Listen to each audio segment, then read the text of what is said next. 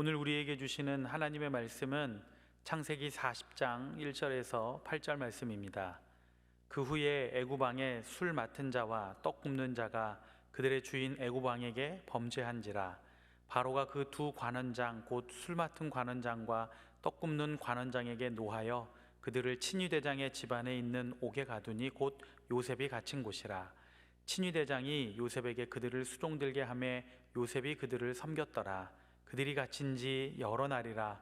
옥에 갇힌 애굽 왕의 술 맡은 자와 떡 굽는 자 두 사람이 하룻밤에 꿈을 꾸니 각기 그 내용이 다르더라.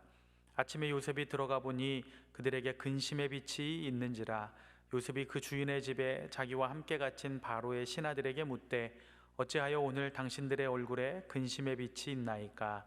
그들이 그에게 이르되 우리가 꿈을 꾸었으나 이를 해석할 자가 없도다.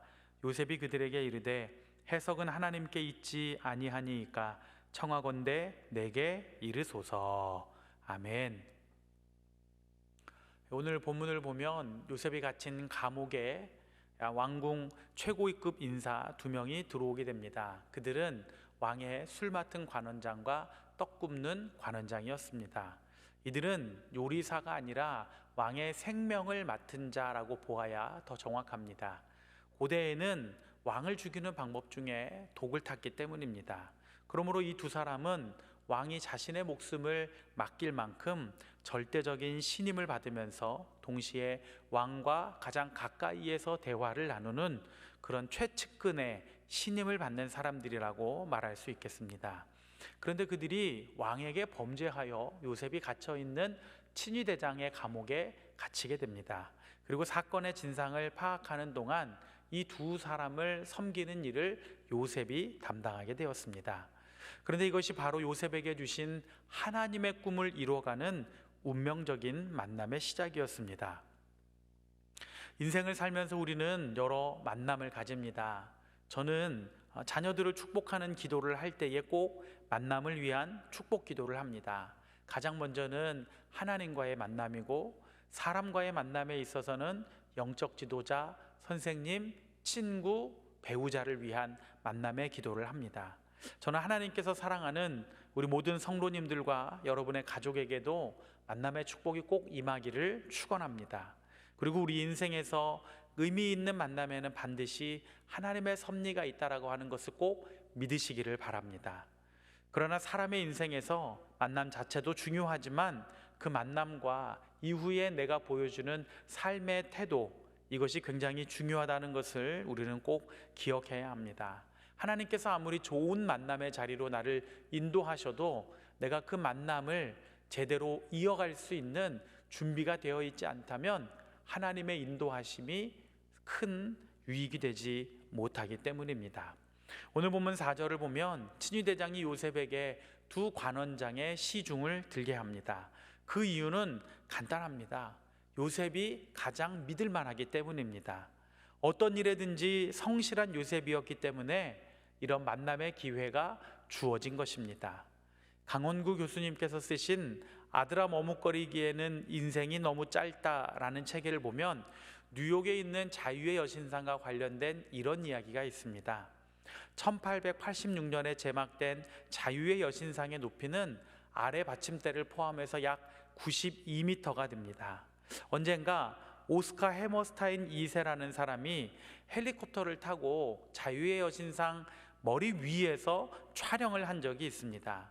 촬영 후에 사진을 현상에서 살펴보던 그는 놀라지 않을 수가 없었습니다. 여신상의 머리가 아주 섬세하게 빗겨져 있었기 때문입니다. 솔직히 갈매기를 제외하고 그 어떤 사람이 이 여신상의 머리보다 높은 곳에 올라가서 그것을 그렇게 자세히 보겠습니까? 그럼에도 불구하고 조각가는 여신상의 머리까지 아주 공들여 정교하게 조각하고 머리와 팔, 횃불에까지 공들인 흔적이 역력했습니다. 이 이야기를 하며 강원구 교수님이 이렇게 말을 했습니다. 보이지 않는 것도 보이는 것과 똑같이 다루는 성실함이야말로 큰 비전을 일구어 가는 데 있어 중요한 성품이다.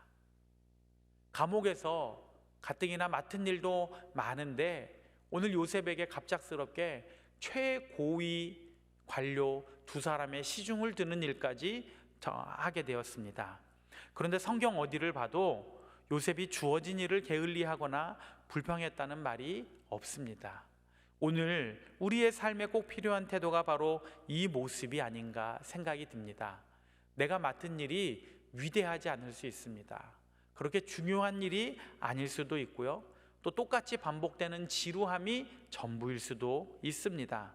그러나 우리는 매일 똑같이 살아가는 삶의 현장으로 나를 부르신 분이 하나님이시오, 그 삶의 현장에서 나를 인도하시는 분도 하나님이시오, 지극히 평범한 삶의 현장에서 나를 통해 역사하시는 분이 바로 하나님이시라고 하는 것을 꼭 기억해야 합니다. 내가 생각하기에는 대수롭지 않아 보여도 하나님은 그 평범한 삶의 자리에서 놀라운 변화를 준비하고 계십니다. 바로 그 이야기가 5절 이하에 나오는 두 관원장의 꿈 이야기입니다. 두 사람은 서로 다른 내용의 꿈을 꾸었습니다. 그러나 그 꿈의 내용을 알 길이 없어서 매우 답답해하고 있었습니다. 그들이 얼마나 답답했으면 오늘 성경에 그들의 얼굴에 근심의 빛이 보였다라고 했습니다. 고대에서 꿈의 해몽은 하나의 학문이었습니다.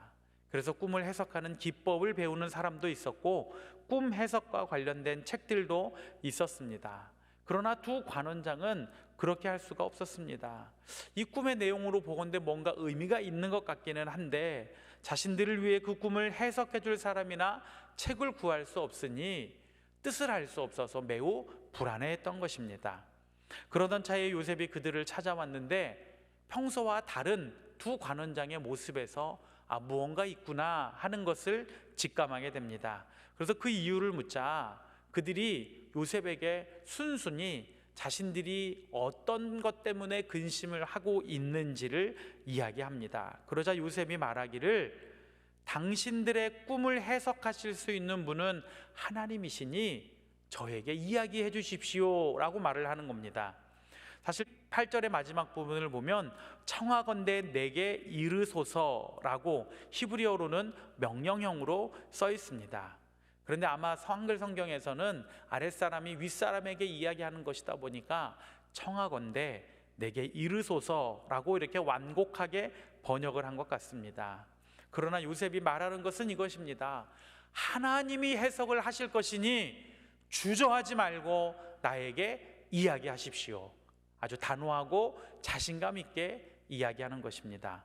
도대체 요셉의 이 자신감은 어디에서 나오는 것일까요?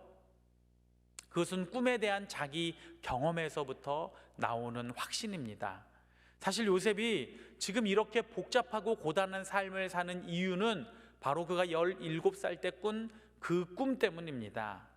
꿈이라면 어떤 면에서는 지긋지긋할 수도 있습니다. 그런데 요셉이 두 관원장에게 주저하지 않고 말하기를 나에게 당신들의 꿈을 이야기하면 하나님이 해석하실 것이다 분명하게 이야기합니다. 이것이 무엇을 의미하겠습니까? 요셉에게는 하나님에 대한 확실한 믿음이 있고 하나님이 자신에게 보여주신 그 꿈대로 인도하실 것이라는 확신이 있었다는 것입니다.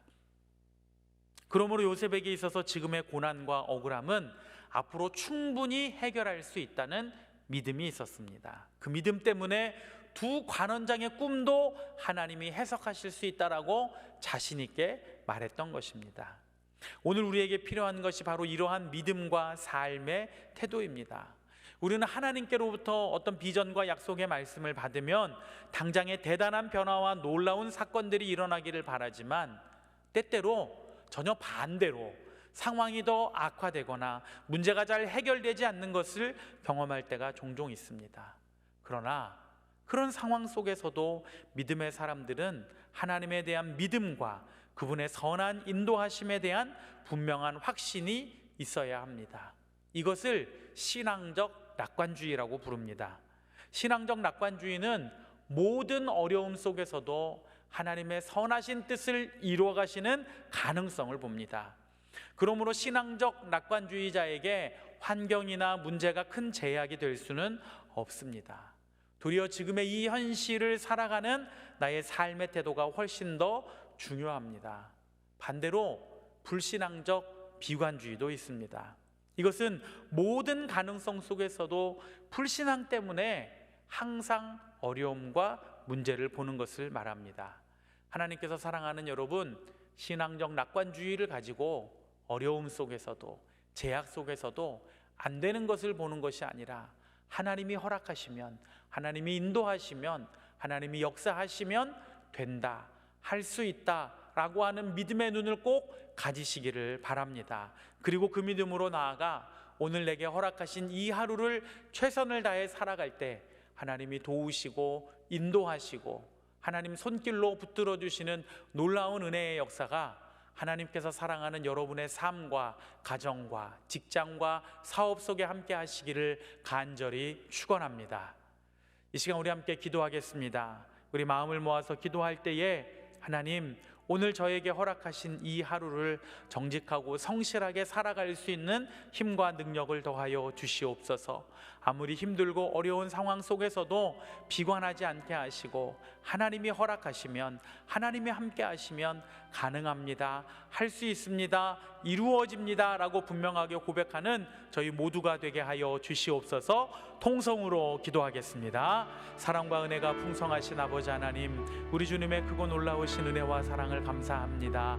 하나님, 오늘도 저희들에게 새날을 허락하시고 생명을 주심을 감사하며 하나님의 은혜에 붙들려 살아가는 저희들 모두가 될 수 있도록 주님 인도하여 주시옵소서. 은혜의 능력으로 함께 하셔서 저희들 이 하루를 온전히 살아갈 수 있게 하시고 주님 손에 붙들려 날마다 승리하는 저희들 모두가 되게 하여 주시옵소서. 하나님, 저희들이 오늘도 주님 붙들고 의지하고 나아갑니다.